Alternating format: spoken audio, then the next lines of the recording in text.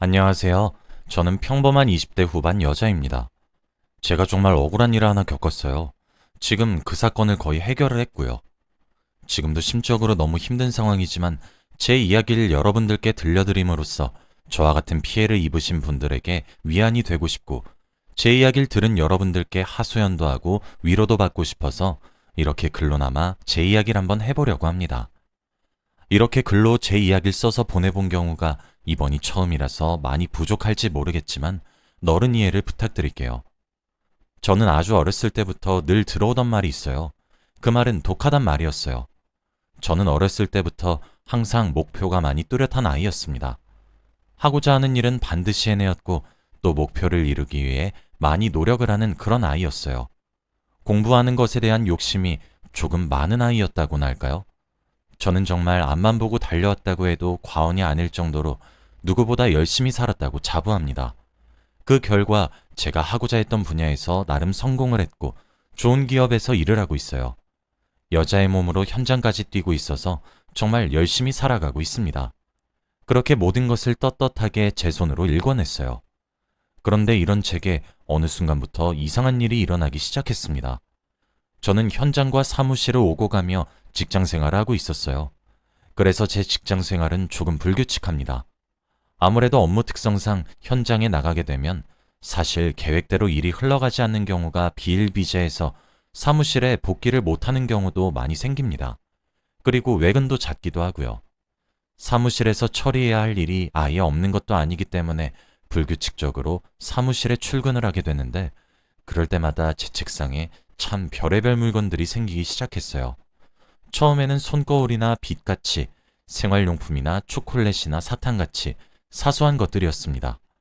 먹거리나 일상생활에 쓰이는 소박한 물건들이 그것이었죠.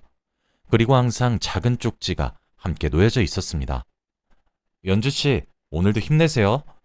항상 응원하고 있어요. 연주씨, 오늘 하루도 활기차게. 화이팅! 이런 응원의 글이나 안부 인사 같은 거였습니다. 처음엔 회사 내에서 제게 호감을 가지고 계신 분이 있구나 하며 별 대수롭지 않게 넘어갔습니다.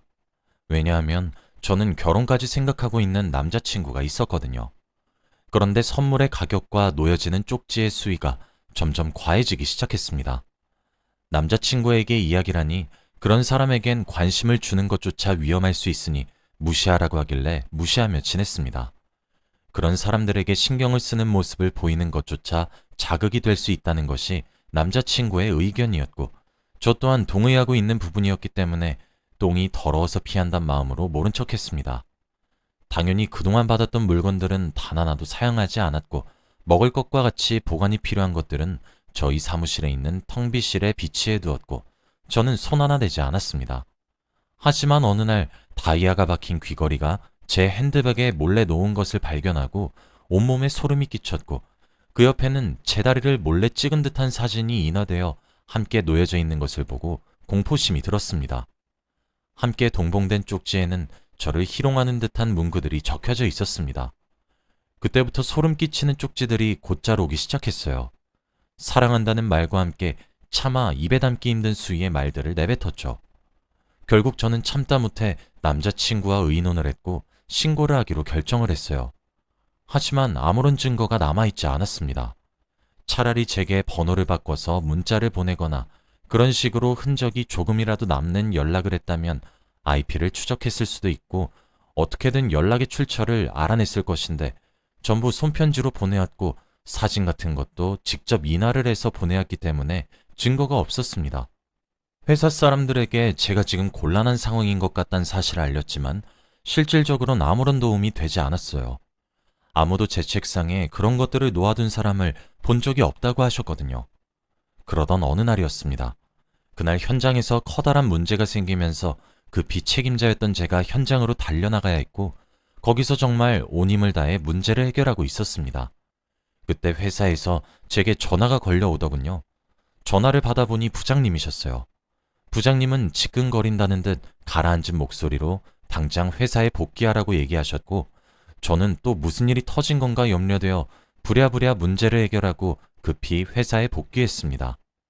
현장에서 입은 옷도 제대로 갈아입지 못하고 아주 급하게 말이에요. 사무실에 도착해 부르셨냐는 제 말이 채 끝맺어지기도 전에 이미 제 고개가 돌아가 있었습니다.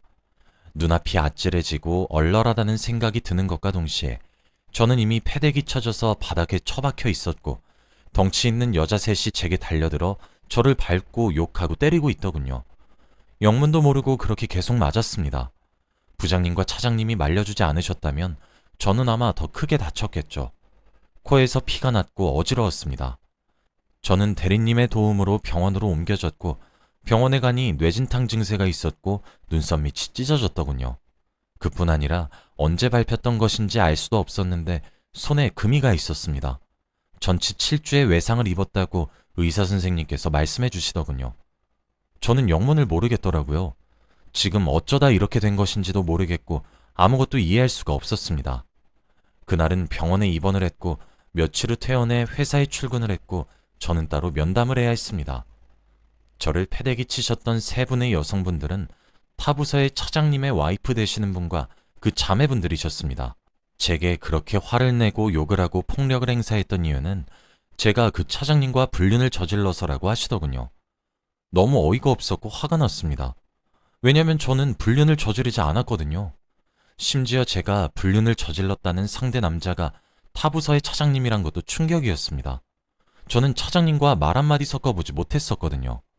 저희 부서 부장님과 차장님과 진행된 면담에서 저는 이미 불륜을 일으킨 행실이 나쁜 여직원이 되어 있었고 제가 아무리 아니라고 말씀드려도 믿질 않는 눈치셨습니다. 제가 병원에서 치료를 받는 동안 이미 회사 내에 소문이 쫙 퍼져 있었고 저는 불륜녀가 되어 있었습니다. 그리고 그 사이 인트라넷에 익명의 글들이 쏟아지게 나오면서 허위 사실들이 유포되고 있었고 저와 타부서의 차장님이 함께 손을 잡고 모텔에 나오고 있다는 목격담들도 쏟아지고 있더군요. 그때 제 심정은 말로 표현할 수가 없었습니다. 저는 제가 일하는 분야를 사랑했고 그래서 성공하고 싶어서 20살에 대학 입학을 한 이후 단 한 번도 제대로 쉬어본 적이 없어요. 공부에 최선을 다했고 조금의 휴식기 없이 회사에 입사를 했었습니다. 남들보다 욕심이 조금 더 많은 편이고 일에 대한 애착도 강한 편이라 야근과 특근을 가리지 않고 미친 듯이 일에 매달렸고 지방에 출장을 가거나 현장을 방문하거나 모두가 꺼리는 귀찮은 것들을 제가 다 끌어안으며 더 많은 것을 보고자 했고 배우고자 했었습니다. 사랑과 애정을 가득 담았고 애사심을 잔뜩 가지고 일하는 것에 제 몸을 갈아 넣었는데 그런데 그렇게 열심히 살아온 대가가 고작 이런 오해라는 것이 너무 용서할 수가 없었습니다. 그리고 그런 저를 타부서의 차장님이 찾아오셨더군요. 제가 차장님을 보고 화가 더욱 났던 것은 첫째로 차장님께서 우리 관계가 불륜이라고 회사에서 본인 입으로 떠벌려서 기정사실화가 되었다는 점과 둘째로는 제게 공포심을 심어주어 스토킹한 진범이었단 사실이었습니다. 차장님이 저를 찾아오셨을 때 저는 사과라거나 죄를 고백하거나 둘 중 하나의 행동을 취하리라 믿었어요. 하지만 전혀 아니었어요. 아니, 사과는커녕 오히려 차장님께서는 제게 마음을 고백하기 시작했습니다. 처음 저희 팀에 업무상 상의할 일이 있었는데 그때 저를 보고 첫눈에 반하셨다고 했습니다. 자신이 꿈에서만 그리고 있었던 이상형과 똑같이 생겼다고 하면서 말이에요. 자신이 짓궂게 쪽지를 써서 넣어놓고 아무렇지 않은 척 구경을 하면 깜짝 놀라는 제 모습이 너무 귀여웠고 남자친구가 있는 것도 알고 자신이 아내와 아이가 있는 유부남이지만 이루지 못할 사랑이란 것을 너무 잘 알지만 그래도 사랑이 죄냐고 마음을 어떻게 주체하겠느냐고 이왕 이렇게 일이 커진 거 함께 야반도주를 하자고 하더군요. 저는 정신 이상자를 본 적이 없는데 차장님이 그것과 다를 바가 없더군요. 저는 모든 대화 내용을 녹취하고 있었고 차장님께 단호하게 거부 의사를 밝혔습니다. 너무 괴롭고 힘들고 대체 내게 왜 이러는지 모르겠다고 하지 말아주길 바란다고 똑부러지게 말을 했고 더 나아가 제대로 된 해명과 공개적인 사과 또한 반드시 해주셔야 될 거라고 으르렁대기도 했죠. 회사에서는 퇴사를 권유하려 했지만 저는 응하지 않았습니다. 여자라는 이유로 피해자인 제가 숨어버리는 것은 용납할 수가 없더군요. 그리고 그러고 싶지도 않았습니다. 제가 왜 하지 않은 짓을 근거 삼아 손가락질을 받아야 하는지 진심으로 알 수가 없었으니까요. 하지만 아무리 기다려도 사과가 없었고 결국 기다릴 만큼 기다렸다고 판단한 저는 법적으로 대응을 하기 시작했습니다. 저를 폭행한 세 여자분도 폭행죄로 고소를 했고 인트라넷에 사실이 아닌 내용을 쓰신 모든 직원들을 명예훼손죄로 고소를 했습니다. 뿐만 아니라 녹취 파일을 근거로 차장님 또한 스토킹으로 고소를 진행했고요. 그래도 아내 되시는 분께서 제가 오해를 받았다는 사실을 아시자마자 절 찾아와서 진심으로 사과해 주셨고 추후 병원비와 상담 진행 그리고 합의금까지 제시해 주셨습니다. 자신의 남편이 불륜을 저질렀단 말에도 마음이 무너졌을 텐데 그게 혼자만의 짝사랑에 범죄를 저질렀다는 진실은 어쩌면 아내 되시는 분의 마음을 얼마나 지옥으로 만들었을지 가늠조차 되지 않아서 저 또한 원만하게 합의하길 원했습니다. 물론 아내분의 자매들까지 말입니다. 그 과정에서 아내 되시는 분께서는 극심한 스트레스로 유산을 하셨다는 이야기도 알게 되었고 곧 이혼을 할 거란 사실도 알게 되었습니다. 아내분께서는 너무 미안해서 이거라도 주고 싶었다며 제게 작은 상자를 하나 꺼냈더군요. 그 상자에는 제가 이제껏 받은 소소한 선물들부터 비싼 고가의 선물들을 산 영수증들이었습니다. 아마 제게 선물을 하고 그 미친놈은 기념이랍시고 예쁜 상자에 하나씩 차곡차곡 넣어놨나 보더군요. 아내분께서도 그 상자를 발견하게 되면서 불륜이라고 오해를 했다고 하셨어요. 눈물을 뚝뚝 흘리시며 말씀하시는데 참 그 마음이 어떠실지 짐작조차 되지 않더군요. 다행히 제가 보관만 하고 있었던 선물들의 품목들과 전부 일치해서 제게 유리한 증거로 작용되었어요. 당연히 명예훼손 소송에서도 승소했고 저는 합의고 나발이고 처벌의 의사가 무척 강력했기에 저에 관해 헛소리를 말한 사람들 모두 꽤 큰 금액의 벌금을 내야만 했습니다. 확실히 제가 법적으로 대응을 엄하게 하기 시작하니 회사 측에서도 더 이상 이상한 헛소리가 나돌지 않더군요. 저는 모든 법적 공방 내역을 인트라넷에 글을 쓰면서 공론화시켰고 만일 이 시간 이후로 또 다른 헛소리로 제 명예가 훼손된다면 2차 법적 공방까지 불사하겠다고 암시했죠.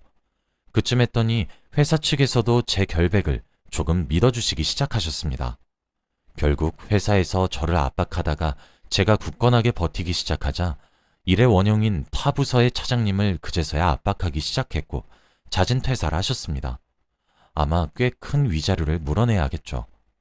이제 본인이 지은 죄들과 사실이 전부 낱낱이 까발려졌는데도 오히려 잘된 거라고 생각을 하는 건지 뭔지 이젠 쪽지가 아니라 개인 휴대폰 번호로 제게 문자를 보내며 집착하기 시작했습니다. 이렇게 된 김에 함께 도망가자. 나는 너만 있으면 이딴 회사 위자료 하나도 안 무섭다.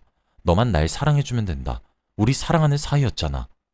도를 넘어서는 발언들에 정말 정신상태가 궁금해질 지경이었습니다. 제가 진짜 더 짜증이 나는 건 저와 20살 가까이 나이 차이가 난다는 점입니다.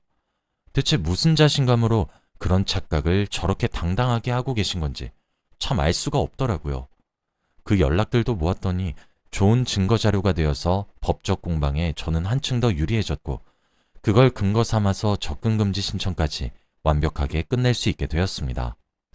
저는 그 이후로 여자든 남자든을 떠나서 누군가 크게 소리를 지르면 제가 패대기 쳐졌던 당시가 떠올라 호흡하는 것도 곤란해질 만큼 힘들어지곤 합니다.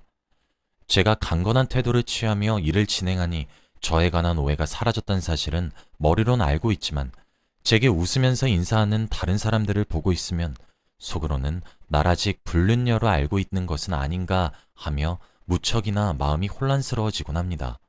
대인기피증도 생겼고 공황장애도 생겼어요. 계속 상담 치료를 병행하면서 많이 나아져가는 중이지만 여전히 많이 힘들긴 합니다. 정막이 흐르는 장소에 있으면 숨을 잘 못 쉬고 갑갑해집니다.